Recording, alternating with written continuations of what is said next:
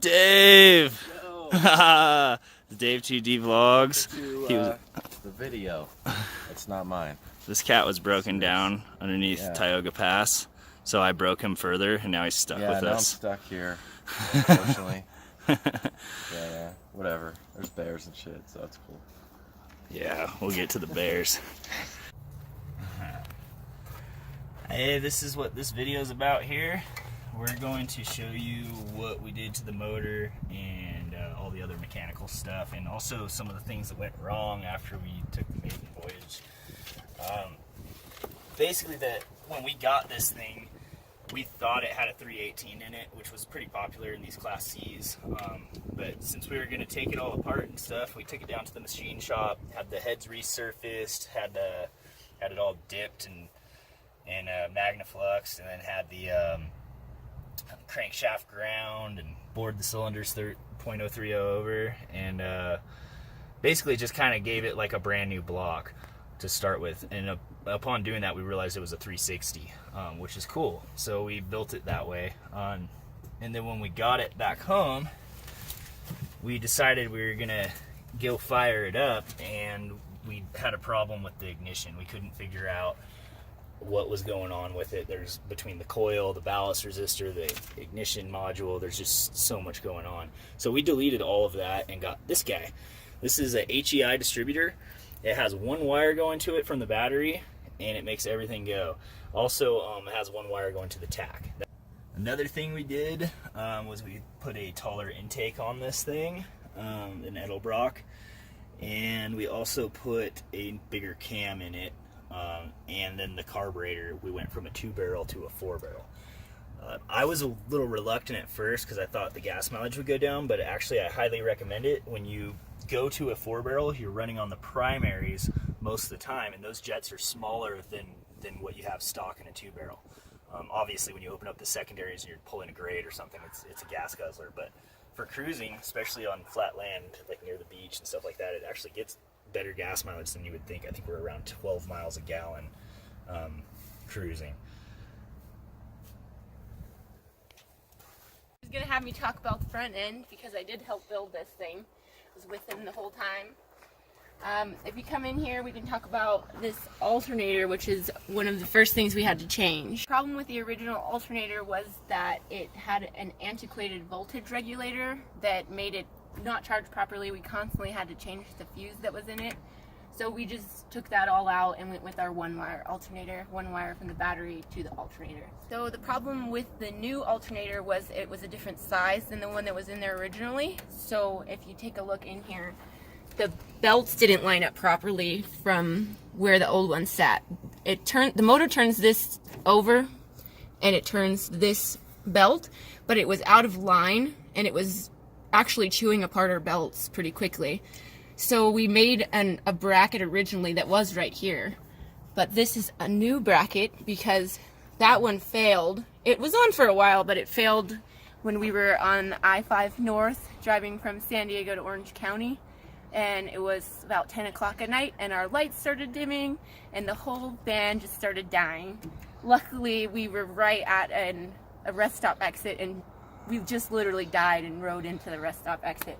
But we made it and found a parking spot, and Steve made that off of our solar and a grinder. Yeah, this bracket right here.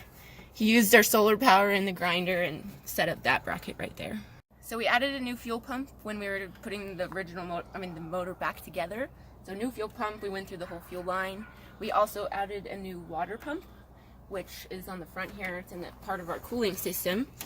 So yes, we added the water pump, and then we found out later that we were still having cooling issues. We thought our radiator was okay, but it turns out it wasn't okay. We were overheating driving from Louisiana to Texas. So we ended up pulling into an RV park. It was an oil-filled RV park in the middle of nowhere, Big Spring, Texas. And the guy that worked there, Duel, really cool old guy, he was really fun times. He let us totally replace our radiator in their parking lot. We got this radiator from the local AutoZone, and they had it there in less than a day. It was there the next morning, and we replaced it right there in the parking lot. We also replaced this big chunker right here. This is our brake booster. It was brand new. cylinder. Yeah, master cylinder too. It was brand new out of the box. We bought it to replace the old one, but brand new out of the box, still leaked. That's why it looks this way. You can't really find parts like this anymore that you don't have to buy 2 or 3 times before they actually work. It's just they're not made very well anymore. But for now, she's still stopping us. Thank God. Even on Tioga Pass. Even on Tioga Pass. Another funny story is the windshield wiper motor. We had replaced it in Louisiana because it wasn't working at all. This is a new motor, but while we were out in Joshua Tree over the winter, it seized up and it just stopped working altogether, and we were gonna get some rain, so we tried to fix it. Steve actually took the motor apart. It's a coil motor, magnetic motor, so it was all just calcified in there and it just wasn't spinning properly. So he just cleaned it up pretty much and replaced it. But as he was putting it back together, there's these 3 springs that go in, and they are the magnets.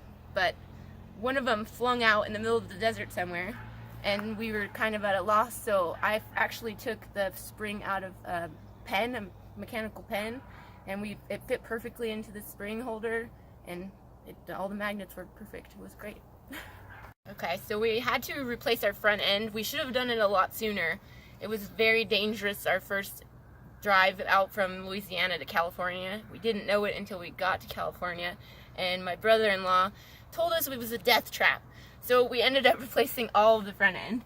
We have new ball joints, new everything, springs, shocks.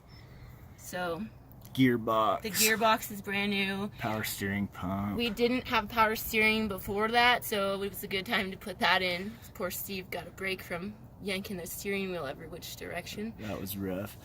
New drag link, pitman arm. The thing doesn't have any play anymore. It actually feels really good and safe. We're thankful for that. One thing about these old Dodges that you'll hear is that they have exhaust leaks and it's unfixable, and it's damn near true. They have kind of a crappy design here on the middle cylinders. There's only about a 1/16 inch of contact with the gasket, so it blows out easily, and if you start overheating or anything, I mean anything abnormal, it's going to blow. The way we fixed it after months and months of trouble, I mean I can't count how many times I've had to pull the damn things off and put new gaskets on in the middle of nowhere. It's a pain in the butt. But finally I found a guy with a muffler shop, and he didn't want to touch it, but he let me resurface the manifolds on his equipment. And ever since then, we haven't had a problem. It's been awesome. He also put in a new muffler for us and did a little bit of welding, and it's been great. So we were about to leave on this leg of our trip, I'd say like March or April. It's probably March. And our transmission went out, which we knew was going to happen eventually, but I didn't know it was going to happen that day. It happened to happen in front of my mother's house, which is perfect. Super lucky. So we called a guy, and he said if we brought him the transmission, he could have it back to us in 2 to 3 days. So we went ahead and we had it pulled in about an hour and a half, hour 45 minutes. Brought it to him. He had it done like he said. We put it in. It's great. No leaks. Shifts great. Everything's awesome about it. But there's a kick down rod that goes from the carburetor down to the shift linkage on the transmission, and it controls the pump pressure. So it basically knows when to shift. Like if you're going up a hill and you get to full throttle and you're bogging, it'll downshift into second gear if adjusted properly. But because our intake is taller and our carb is a different configuration, the stiff rod that went up there didn't fit anymore. So it didn't shift as it was supposed to. So we bought this low car cable kit, which is awesome. They're not too expensive for what they do, and it's just so easy. Anybody can install one and get it adjusted properly. And now we just drove Tioga Pass the other day, and it was shifting like a dream up and down. So it's awesome. These are our gauges. Aside from our voltmeter's in the original location. It's the only thing that's wired on the dash besides the signal lights. This is the fuel. With the fuel gauge is kind of interesting. We used a marine gauge and sending unit. The it works, but the low seems to actually be at the quarter mark, and the full seems to be at the 3/4 mark, a little above. So as long as you know what it's doing, you know how much fuel's in there. But if someone just got in here, they'd definitely run out of gas, which is good. If it gets stolen, I'll find you. This is the temp gauge. It just basically like the old temp gauge, but it's a stronger gauge. It's a better gauge. I trust it. This is the oil gauge. It's mechanical. It came with a plastic tube to send the oil from the oil pump up to the gauge, but we got a copper one because it was pretty brittle, and I knew that was going to cause a problem. Massive oil leaks are bad when you're running. But that's pretty much it. It's crude, but that's what we're sticking with. That's the tack there. That, like I said earlier, there's a wire that comes off of the distributor that goes right to that and lets you know what speed the engine is spinning at. Very important. Another thing worth mentioning that we did was we put air springs on the back. The thing was kind of rolly in the corners, and that definitely stiffened it up and made the leaf springs a lot happier, as they are old and aren't holding the strength that they used to. So that was just a quick video to tell you about what we did on the van. It simplified the whole system a lot. We actually don't even have an air conditioner anymore because we just wanted to get rid of everything excessive. So it's very simple. 3 things you have to worry about: air, fuel, and spark. That's it. If you ever break down, look for one of those things and you'll find what's wrong very quickly. But I hope you enjoyed the video. If you have any questions, we'd be happy to answer any of them. We love talking about our motor because we had a lot of fun building it and getting it all the way out here. So thanks for stopping by. Have a good one. Also, suggestions, please, because we're not mechanics. So if something's not cool or we're gonna die, Please let us know. know. That'd be rad. Thanks.